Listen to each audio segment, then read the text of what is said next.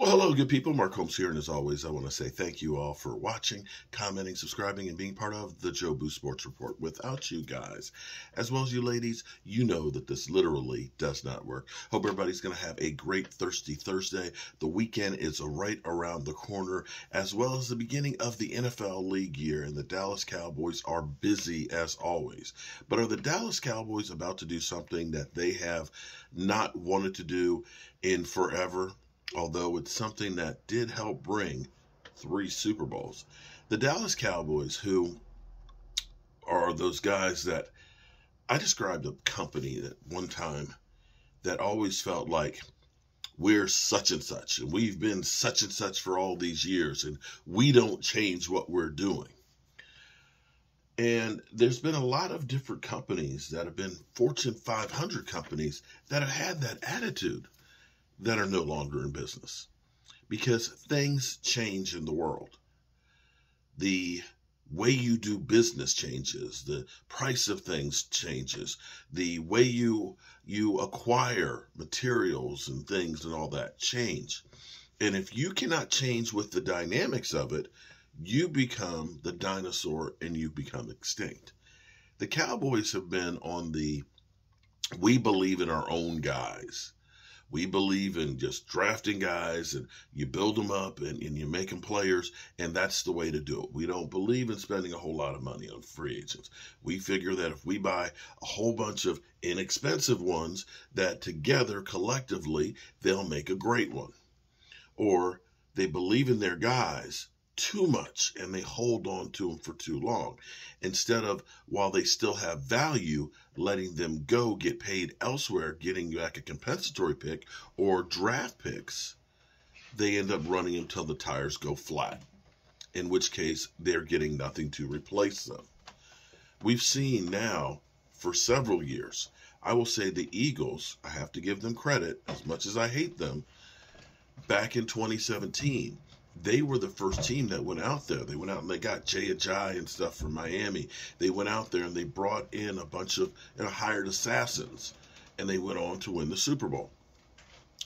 They learned that it's not just your starters. It's that next level of guys, which they learned from New England. Bill Belichick didn't necessarily have tons of Pro Bowl players. What he had about 35 guys that were pieces that he could use. It may be a guy was only good for 10 or 12 plays a game, but there were 10 or 12 critical plays, and he could always come up with something different. And herein lies the problem with the Cowboys. The Cowboys forever have been doing the same offense, basically, forever. They've been keeping the same guys and overpaying their guys, until they literally aren't any longer valuable, and eating up money that's prevented them from getting other players. They have this fear of spending money because of failure. Sometimes, and as they say, that when you are inventing something, the inventors, they fail a lot. But you only need to be right one time with that invention. So the Cowboys have not been one of those ones that believe in adding extra talent. And by all means, the Cowboys are doing great things with finding great talent in the draft, with finding bottom-tier free agents. That's why they're able to be always at the top of the division, a playoff team or close to a playoff team. They don't have, unless they lose their quarterback, terrible years. But it's just not enough to achieve that Super Bowl. And herein lies where that 1 or 2 or 3 guys, those big name free agents that can give you that little extra to get you over the hump, they don't have. And it shows when you get to crunch time in the playoffs. And now we're hearing that the Cowboys want to add more firepower for their offense. We now have Dez Bryant. And Dez Bryant, maybe he should be hired by the Cowboys scouting and recruiting department, who has had DeAndre Hopkins here in Dallas working out with them and basically kind of saying, "What's up, Cowboys?" Basically bringing his friend here and saying, "Here you go, Cowboys. Here's a player." Now, Hopkins as Brian Green, Game Time says, has a great catch radius as opposed to Noah Brown. He catches everything that's anywhere near him. He doesn't have the speed anymore that he used to. He would be a definite improvement for a number 2 receiver for us. But is he a great receiver anymore? I'm not so sure. We'll have to wait and see. Now we have Des Bryant also recruiting Jalen Ramsey. Ramsey, of course, he says, next stop, Dallas. So you see Des Bryant wanting to see the Cowboys do more than what they've been doing in bringing in more talent. And again, we've heard Stephen Jones say, we want to put more talent around Dak Prescott and so on. So this may be the first time that the Cowboys are openly saying that we're going to do something. Now, here's the thing. To do that, you have to have money to do that. And at the moment, the Cowboys have to get money to get under the cap. Enter Dak Prescott's contract. Now, here's the thing. The Cowboys will point at Dak Prescott and say, well, Dak, he didn't leave money on the table. The thing is this. The Cowboys have nobody to blame but themselves. The Cowboys were the ones that delayed doing that contract year after year till they got to the point where it was literally the last hour and couldn't get it done. Had they gotten those things done years ago, they'd been in better shape on his salary. And here we are at the precipice again. And here we have Lamar Jackson fighting out for a totally guaranteed contract. And this is what the NFL does not want to have, is these fully guaranteed contracts. If the Cowboys do what they did before and they wait to get his contract done, it's going to cost them more, and it will cost them completely in the bottom line.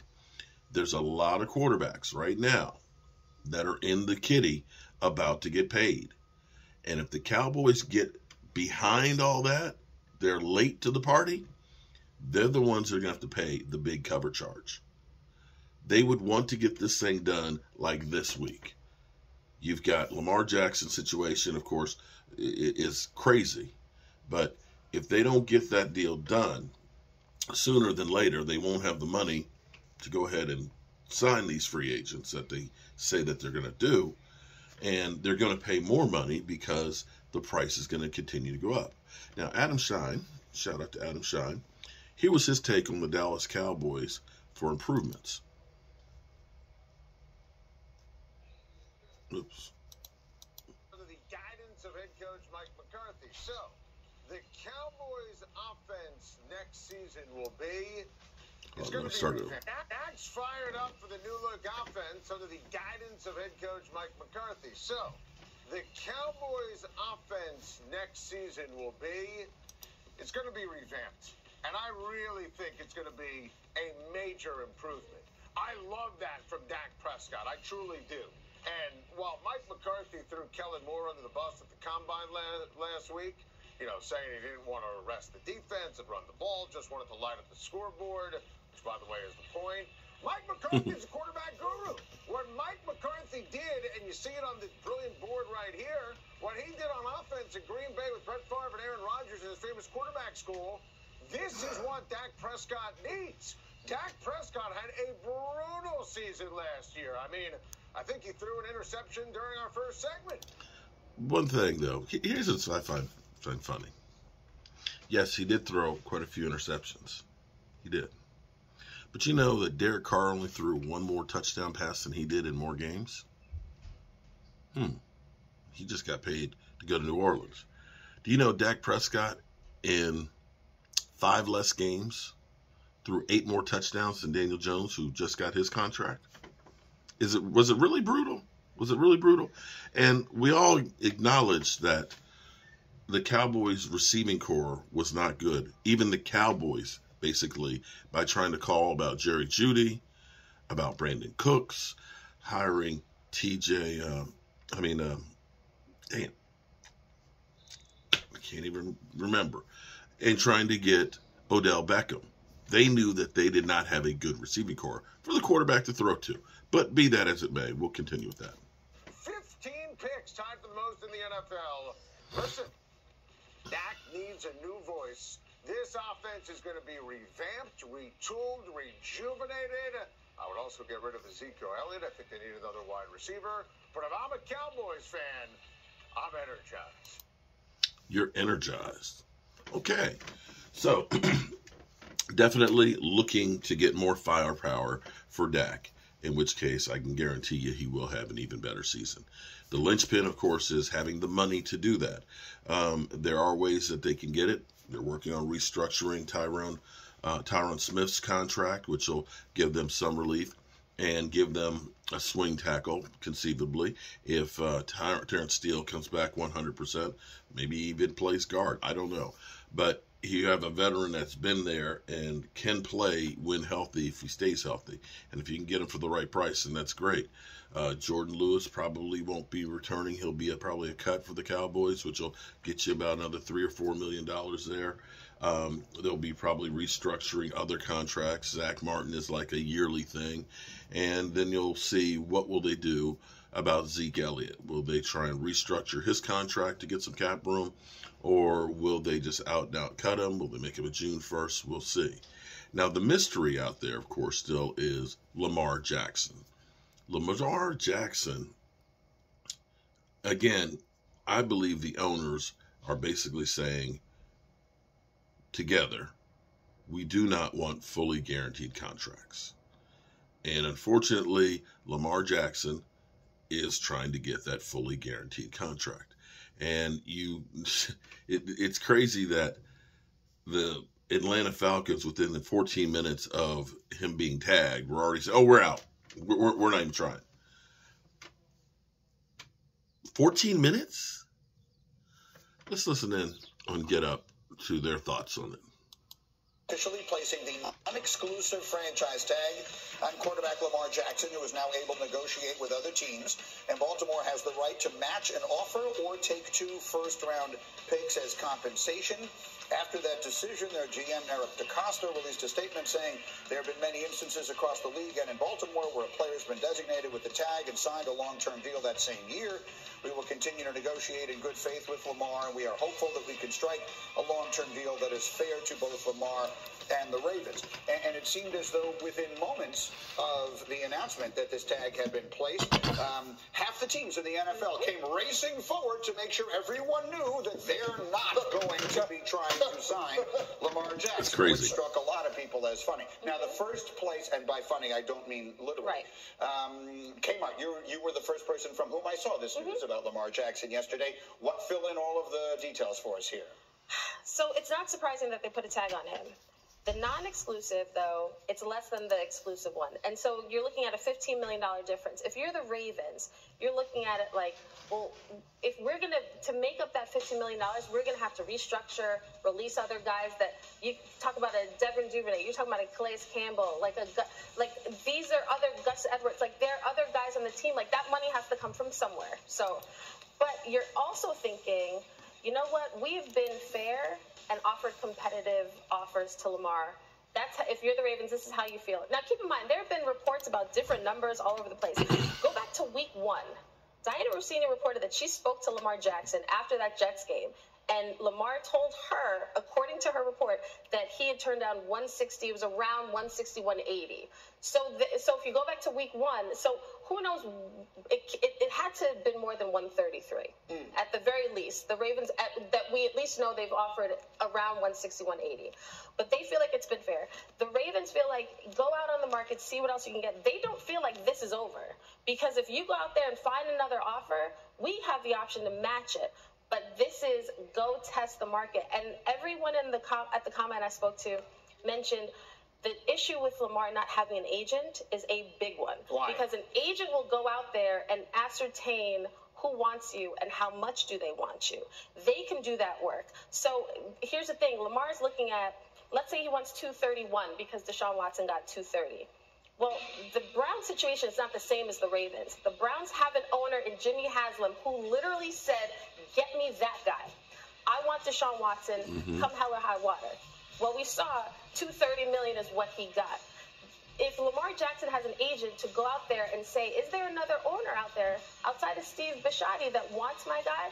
Does he want to give? Is there another owner who is willing to give $230? And if not, that severely hampers Lamar's negotiating strategy in that sense. So I think that not having an agent has really been an issue because Lamar may have miscalculated the market out there for him. Do we know, how much do we know about whether the market has not been what he expected because A, of the way the league perceives him, or B, the whole guaranteed money issue? So all of it, because there are players who tweeted from Tyrann Mathieu to J.J. Watt, this is weird. You have a guy in his prime. For real. Daniel Jones is getting $40 million and Lamar Jackson, a former MVP.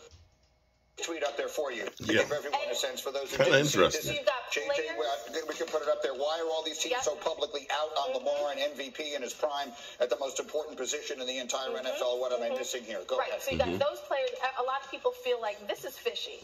Then talking to league execs, some feel like you don't want to be a GM that's going to guarantee. I'll give a full guaranteed deal because Justin Herbert and Joe Burrow, a lot of people feel like they're not going to ask for guaranteed money and they won't get it because of their organization. So you don't want to have to explain to your owner, how come we're overpaying for this guy when these two guys coming down the line are going to get less? So we got a lot of strong opinions on this. I want to start with Sacho because you were a VP of the NFLPA. I'm curious, inside the offices of the NFL Players Association today, what are the conversations? Well, we'll talk outside the offices first. Outside the offices, on Twitter or around people, you hear this word collusion. The issue with collusion is that you have to be able to prove that teams are coming together. We're going to end that right there. It's a discussion that's going to be going on and on and on and on and on. Now, the funny thing now is Giant fans now are swearing that Daniel Jones are better than Dak Prescott because he got that contract. Colin Cowherd had a little something to say about that. Signing a below-average to average quarterback to a massive elite contract. Now, people can say, what about Dak? Dak's better than Daniel Jones. Dak is top 10 all-time in completions. Dak Prescott, early in his career, was averaging about 23, 24 touchdowns a year. Now, he had a better offensive line, but numbers are numbers. Daniel Jones, listen to this. Daniel Jones last year had 15 touchdown passes. That is with Brian Daboll, an elite left tackle and a star running back. He had 15 touchdown passes. That's tied with Marcus Mariota. That's fewer than Andy Dalton. That's fewer than Davis Mills and Justin Fields. Damn. Signing a below-average to average quarterback. Okay. And that guy is always killing Dak Prescott. So you know when Colin Cowherd. Oh, boy. I'm going to have to get that whole clip from that. All right, good people. I've got some work to do here on the Red Brick House, but we will be back to the man cave. My man, Game Time, I got to get together with you, man. It's been crazy. Just tired, boss. I'm real tired. By the time I get finished working on the Red Brick House, I haven't wanted to pull out all my gear and things, but we're going to get on track here. I'm Mark Holmes, and I appreciate you. And if you want to see what we're doing on the Red Brick House, check out my other channel, Joe Boo's Day Job, and you'll see what we're doing during the daytime. Peace.